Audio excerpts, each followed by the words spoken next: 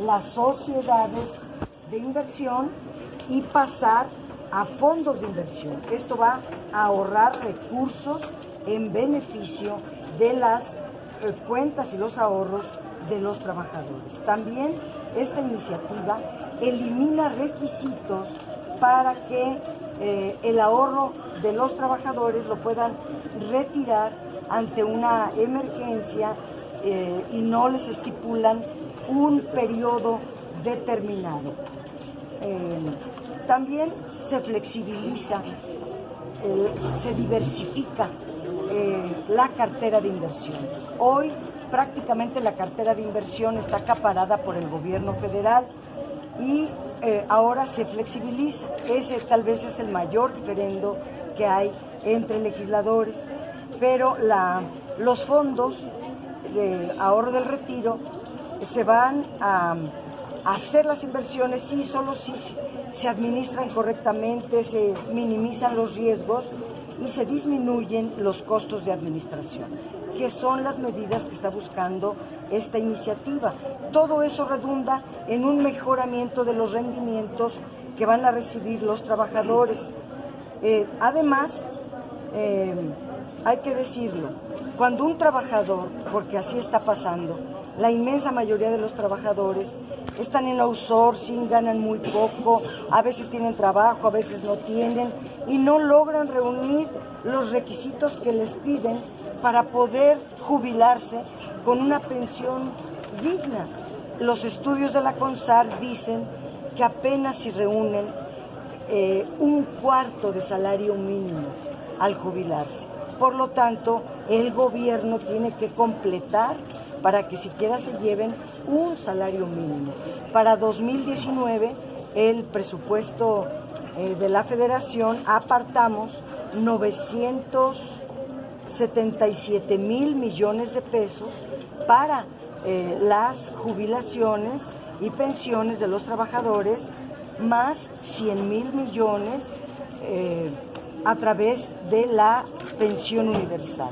Es decir, alguien que tiene su cuenta individual en una Afore y no haya aportado tan poquito, ya tiene 65 años, ya no puede trabajar, etcétera, entonces retira, pero será un salario mínimo, lo que él haya ahorrado en su cuenta más lo que le deposite el gobierno para completar un salario mínimo, más la pensión universal.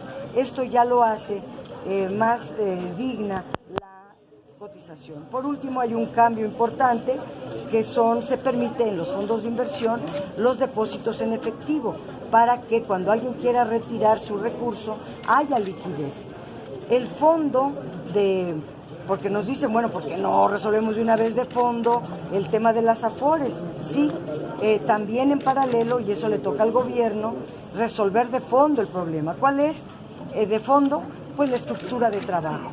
La población económicamente activa tiene 55 millones de trabajadores, pero tan solo 30 millones están en la economía informal y no tienen Afore.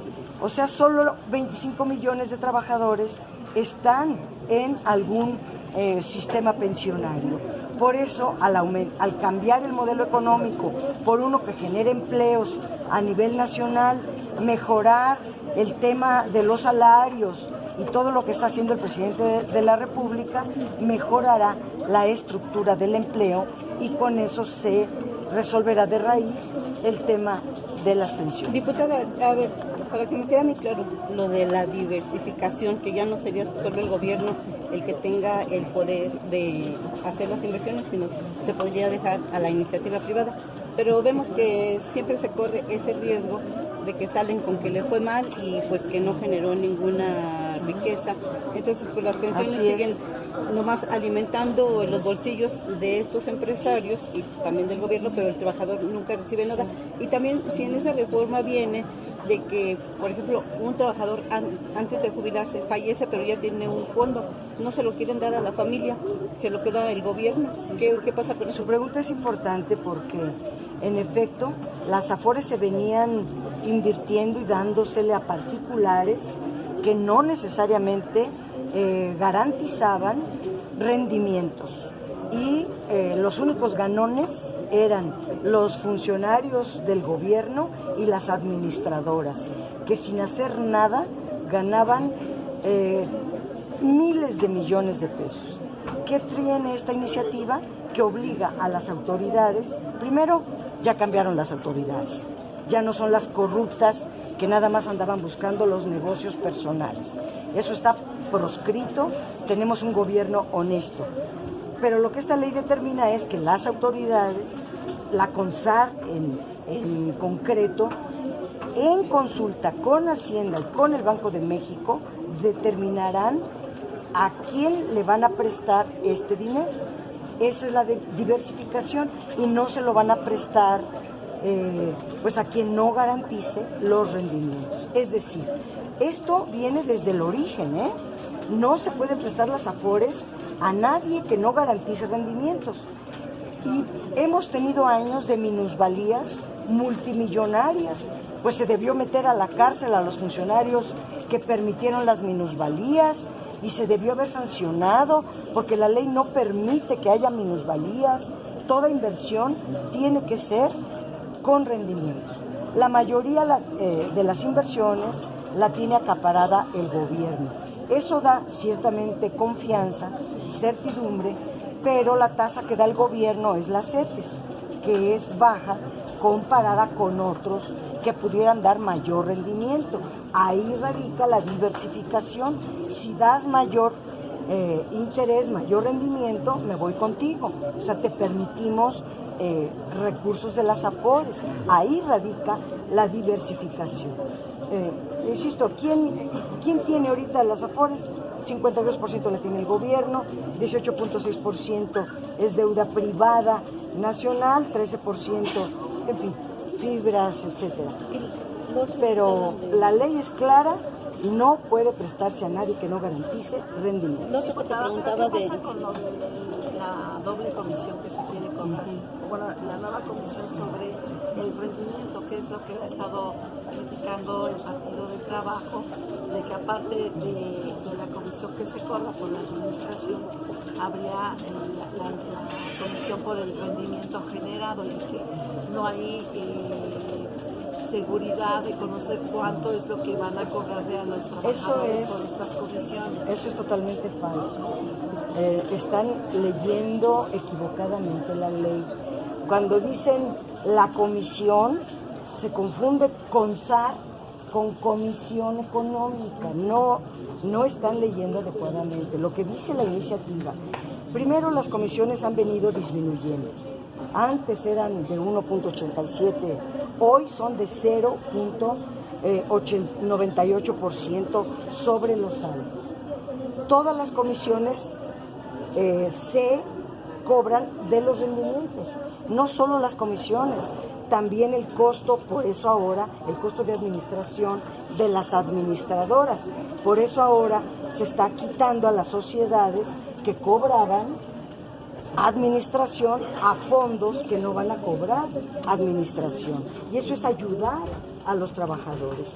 Todo se cobra de los rendimientos, nada se cobra ni del capital ni de recursos públicos. Pero entonces, si me explica esa redacción que hay en la ley, que pareciera que hay una doble comisión. Fíjese que en comisiones hay algo en esta ley, en esta iniciativa, importantísimo, que dice, bueno, primero, ¿cómo está hoy día antes de la reforma? Que cobran comisiones, aunque pierdan, o sea, las administradoras cobran su 0.98 independientemente del resultado que entreguen. Bueno, ya no, ahora se pone en la ley, recibirán su comisión si y solo si entregan rendimientos. ¿Eso a quién le conviene? Evidentemente que a los trabajadores. Les juro que no haríamos nada, ni lejanamente nos pasa por el pensamiento que algo pudiéramos aprobar en contra de los trabajadores. ¿Ya convencieron entonces a los diputados del PT? Las comisiones, termino nada más diciendo, las comisiones que cobren las administradoras estarán en función de los resultados. Esto va a incentivar a las administradoras a ser más eficientes. Si administran bien, pues cobrarán su comisión. No no administran bien, no tienen buenos rendimientos, no cobran la comisión. Entonces es un cambio radical, muy importante y en favor de los trabajadores. Y lo que te preguntaba sobre este tema me hizo otra pregunta. Sí, ya Lo convencieron a los diputados del PT y de otras fracciones que están cuestionando precisamente lo de la doble comisión. No hay tal doble comisión, al contrario, hay un cambio muy positivo en comisiones. Yo he quedado de hablar con varios compañeros del PT que les han dicho, pero lo que yo les quiero leer pues es la ley, no lo que dicen que dijo, ¿no? Hay que leer la iniciativa, eso. El sector obrero del PRI también, de hecho, fue quien denunció lo de la doble comisión. El PRI trae su propio juego. En todo quieren hacer ver moros que no existen. Y traen su juego de hacer fracasar, de a fuerzas impedir que cualquier iniciativa que presente el presidente de la República se apruebe. Y siempre le buscan peros. Y es absolutamente falso que queramos cobrar doble comisión. Que lo sostengan, a ver, que lo demuestren, porque lo que dice la iniciativa, y yo lo leí ya no sé cuántas veces, es lo contrario. Cobrarán si y solo si entregan rendimientos, y si no, no cobrarán. Y se entra a un mercado, a eso que es los defensores como el PRI de libre mercado. ¿Con quién se van a ir? ¿A qué administradora? ¿A qué afore se van los trabajadores? Pues la que administre mejor, la que entregue mejores rendimientos, la que cobre menos, y ahí vamos a empezar a bajar las comisiones. Rita, te preguntaba sobre este tema que sí preocupa a muchos, de que tienen su afore y se muere el tenedor de este afore y el gobierno, bueno, ya no les dan nada, se quedan en las administradoras o en la bolsa del gobierno. Eso ya no va a pasar. Ajá. En efecto, hay un estudio que nos entregó la CONSAR, terrible, de un maltrato a los dueños del dinero, de que les daban cita, luego no los recibían, 5 horas esperando, al final, pues si tu familiar se murió, él era el dueño y no te doy nada, mucho sufrimiento, maltrato, humillación, desprecio a los dueños del dinero. Por lo tanto, eso se acabó. Nosotros somos servidores del pueblo y estamos para servir a la población. Pero por lo tanto, a la familia. Ahora que hay un nuevo gobierno, pueden acudir tranquilamente los que quieran retirar sus recursos, a los que no les han pagado y los que hayan tenido cualquier problema, pueden acudir, hay un buen gobierno. Gracias.